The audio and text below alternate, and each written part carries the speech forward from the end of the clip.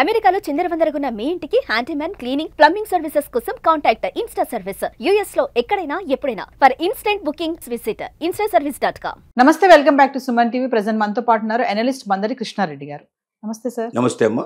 Sir, Trump యొక్క మరి అరాచకం అనుకోవాలా, డెసిషన్స్ అనుకోవాలో తెలియదు కానీ వీసా విధానంలో కానీ స్టూడెంట్ విధానంలో కానీ చాలా కూడా డెసిషన్స్ వస్తూనే ఉన్నాయి. మరి ఈ క్రమంలో చాలా మంది ఏంటంటే యుఎస్ఏకి పక్కన పెడితే దుబాయ్ వెళ్ళి సెటిల్ అయిపోవాలని చూస్తున్నారు. దుబాయ్ కానీ సింగపూర్ కానీ, అంటే అక్కడ కొంచెం ఫెసిలిటీస్ కానీ ఇవన్నీ కూడా బాగున్నాయండి. ఇంకా చూస్తే ఎన్ఆర్ఐలు కూడా ఇక్కడ నుంచి అక్కడికి వెళ్ళి సెటిల్ అవ్వాలనుకుంటున్నారు. ఒక్కసారి ఎందుకు అంటారు? దుబాయ్ వర్సెస్ అమెరికా అంటే ఏం చెప్తారు?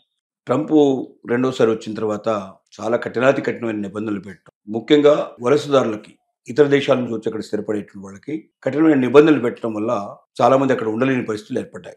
స్టూడెంట్స్కి అయితే బయట ఉద్యోగాలు చేసే అవకాశాలు లేవు. యూనివర్సిటీ ఉద్యోగాలు మాత్రమే చేయాలి. అవి చాలా లిమిటెడ్గా ఉంటాయి. ఓన్లీ 3% to 5% పీపుల్ మాత్రమే ఉద్యోగాలు దొరుకుతాయి. 95% ఉద్యోగాలు దొరకవు. బయట ఉద్యోగాలు చేస్తే వెంటనే వాళ్ళ వీసా రద్దు చేసేసి వాళ్ళు వెనక్కి పంపించేస్తున్నాడు. అలాగే H1B వీసా తప్ప వేరే వీసాల్లో ఎవరు ఉన్నా కూడా వాళ్ళు అక్కడ ఒక క్షణం కూడా ఉండకుండా వాళ్ళని బయటికి పంపించేట్టు ఏర్పాటు చేస్తున్నాడు.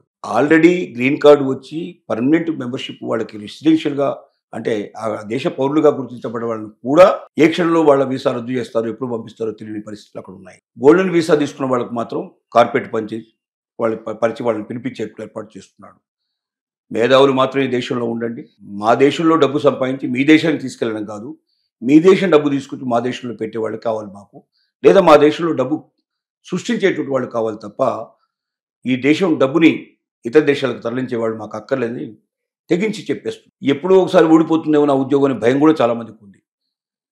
అమెరికాలో ట్రంప్ వల్ల ఉద్యోగం ఓడిపోయేదానికన్నా మనం ముందు జాగ్రత్త పడి ఇంకా 2 సంవత్సరాలు ఇంకా ఉద్యోగం ఉన్నా కూడా, ఇంకా H1B వీసా అవకాశం ఉన్నా కూడా వాటి వదిలిపెట్టేసేసి ఎక్కువ భాగం దుబాయ్కి వచ్చే ప్రయత్నం చేస్తూ ఉన్నారు. కొంతమంది సింగపూర్ కూడా వెళ్ళి ట్రై చేస్తూ ఉన్నారు, వెళ్తున్నారు, వెళ్ళి స్థిరపడుతున్నారు ఆల్రెడీ. కారణాలు ఏంటంటే దుబాయ్లో ప్రపంచంలో ఏ దేశంలో లేని కొన్ని సౌలభ్యాలు ఉన్నాయి. ఇన్కమ్ ట్యాక్స్ కలెక్ట్ చేయని దేశం దుబాయ్. దాదాపుగా చిన్న దేశాలు కూడా చాలా ఇన్కమ్ ట్యాక్స్ కలెక్ట్ చేస్తారు. అరుదుగా కొన్ని దేశాల్లో మాత్రమే, వేళ్ల మీద లెక్కించదగిన దేశాలు మాత్రమే ఇన్కమ్ ట్యాక్స్ కలెక్ట్ చేయవు. దాంట్లో ఇంత అభివృద్ధి చెందిన దేశాల్లో దుబాయ్ ఒక్కటే ఇన్కమ్ ట్యాక్స్ కలెక్ట్ చేయని దేశం. ఇన్కమ్ ట్యాక్స్ అంటే మీరు ఎంత సంపాదించుకుంటారో అంత డబ్బు మీదే. రెండోది ఏంటంటే రిస్ట్రిక్షన్స్ చాలా తక్కువ, ట్యాక్సెస్ చాలా తక్కువ, తర్వాత రిలాక్స్డ్ లైఫ్. ముఖ్యంగా భారతీయ కల్చర్ ఎక్కువ కనబడుతుంది.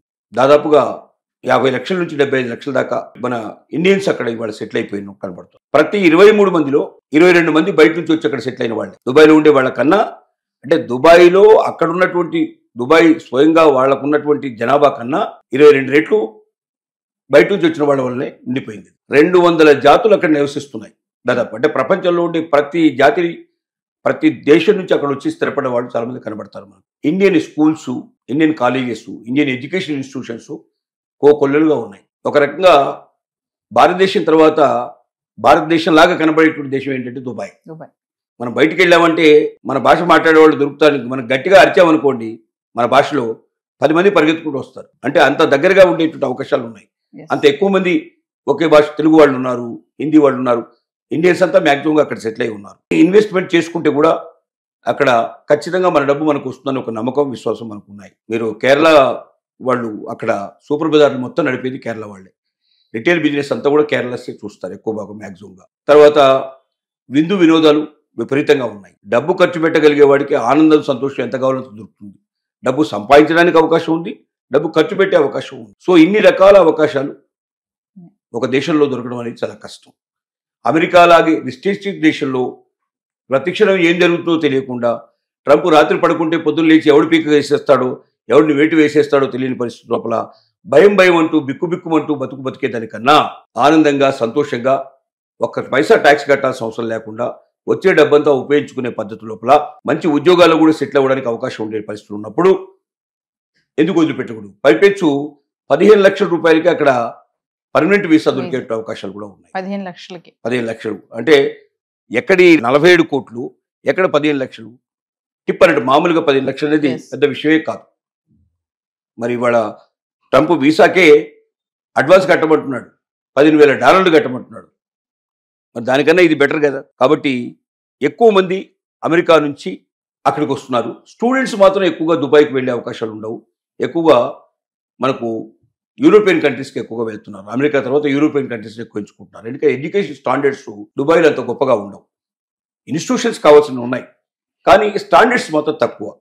కాబట్టి స్టూడెంట్స్ కన్నా ఎక్కువగా ఏంటంటే ఉద్యోగం కోరుకున్న వాళ్ళు, ఫ్రీడమ్ స్వాతంత్రత కోరుకున్న వాళ్ళు, అమెరికన్ విధానాలు విసిగిపోయిన వాళ్ళు, ట్రంప్ యొక్క చేష్టలకి బాగా బాధపడుతున్న వాళ్ళు చాలామంది, ఇంకా 1-2 సంవత్సరాలు మనకు తనకు ఉద్యోగ అవకాశాలు ఉన్నప్పటికీ ఆల్రెడీ ఉన్న ఉద్యోగంలో ఉన్నవాళ్ళు, వ్యాపారంలో ఉన్నవాళ్ళు కూడా అక్కడి నుంచి వదిలేసి మెల్లమెల్లగా దుబాయ్కి ఎక్కువ మంది వస్తున్నారు. సార్ అంటే ఫైనల్ గా చూసుకుంటే ఇప్పుడు మన ఇండియన్స్ అందరూ కూడా దుబాయ్ క్యూ కడుతున్నారని అనుకోవచ్చు అంటారా? క్యూ కడుతున్నారని చెప్పకపోయినా అమెరికా తర్వాత నెక్స్ట్ ఎంచుకుంటున్నటువంటి దేశం మాత్రం దుబాయ్. అంటే స్టూడెంట్స్ కాదు, స్టూడెంట్స్ కాకుండా ఉద్యోగ అన్వేషణలో వెళ్ళే వాళ్ళకి హైయెస్ట్ జాబ్స్ దొరకకపోయినప్పటికీ మిడిల్ జాబ్స్ వస్తున్నాయి. అంటే మరీ లోయెస్ట్ కాకుండా హైయెస్ట్ కాకుండా మధ్య రకమైన జాబ్స్ ఎక్కువ ఉండే వాళ్ళు ఇక్కడికి వచ్చే ప్రయత్నం చేస్తున్నారు. ఎవరైతే అమెరికాలో హైయెస్ట్ పోస్ట్లో ఉన్నారో వాళ్ళకి అక్కడ పెద్ద చింత లేదు, వాళ్ళని అక్కడ వదులుకోవడానికి అమెరికా సిద్ధంగా లేదు. కాబట్టి వాళ్ళు రావడం కష్టం. తర్వాత ఉండేటి వాళ్ళు ఎవరున్నారో వాళ్ళకి అవకాశాలు మెండుగా ఉంటాయి, ప్రపంచంలో ఏ దేశంలోకి వెళ్ళినా మెండుగా ఉంటాయి.